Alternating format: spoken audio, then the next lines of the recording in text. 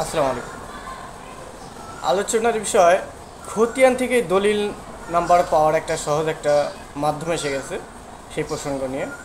এখন খতিয়ান থেকেই দলিল নাম্বার পাওয়া যাবে। তো যাই হোক, যারা বর্তমানে অনলাইন মিউটেশন করছেন বা খারিজ করেছেন, তাদের সেই খারিজ যখন যার যার যে ইউনিয়ন তফসিল আছে, অর্থাৎ ভূমি অফিস আছে, সেই ভূমি অফিস থেকে যখন সেই নথি প্রস্তাব দিয়ে যার যার উপজেলাতে পাঠায়, সেখানে যখন শুনানি শেষে সেই ডিসিআর এবং খতিয়ান মঞ্জুর হওয়ার সেই মেসেজ চলে আসে, ডিসিআর মঞ্জুর, ফি জমা দিয়ে ডিসিআর বা খতিয়ান প্রদান করুন।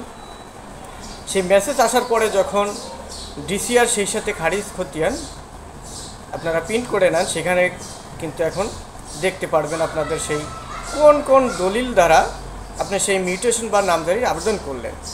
এখন কিন্তু অনলাইনে এসে বিশাল একটা সুবিধা হয়ে গেছে।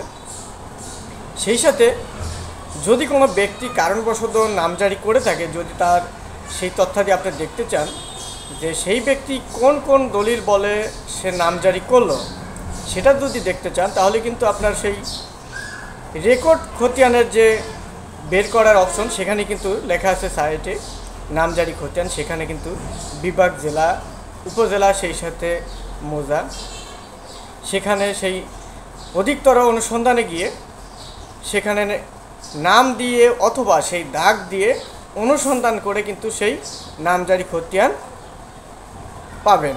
সেই খতিয়ান প্রিন্ট করলে কিন্তু সেই খতিয়ানের যখন ফি 100 টাকা দিয়ে যখন সেই খতিয়ানটি বের করবেন, সেখানে কিন্তু সেই তথ্যাদি থাকবে যে এত নাম্বার দলিল দ্বারা এই ব্যক্তি মিউটেশন বা খারিজ করেছে।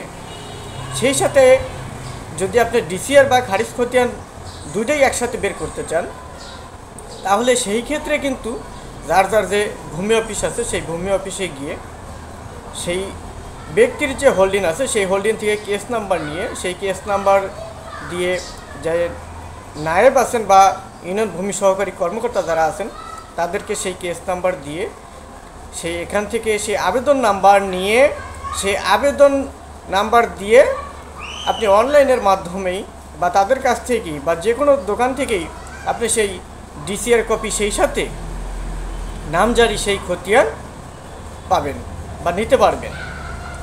তো যাই হোক, সেখানে সেই নামজারি খতিয়ানে কিন্তু সেই ব্যক্তির তথ্যাদি থাকবে যে এই দলিলগুলা দ্বারা সে নামজারি বা খারিজ করেছে। তো যাই হোক, এখন যারা দেখতে চান যে এই ব্যক্তি কি কি দলিল দ্বারা বা কি কি কাগজপত্র দ্বারা সে নামজারি করেছে, আমি ঘরে বসেই দেখব। তো যাই হোক, এরকমভাবে ঘরে বসেই আপনারা সেই তথ্যাদি দেখতে পারবেন। সবাই ভালো থাকুন, সুস্থ থাকুন। আসসালামু আলাইকুম।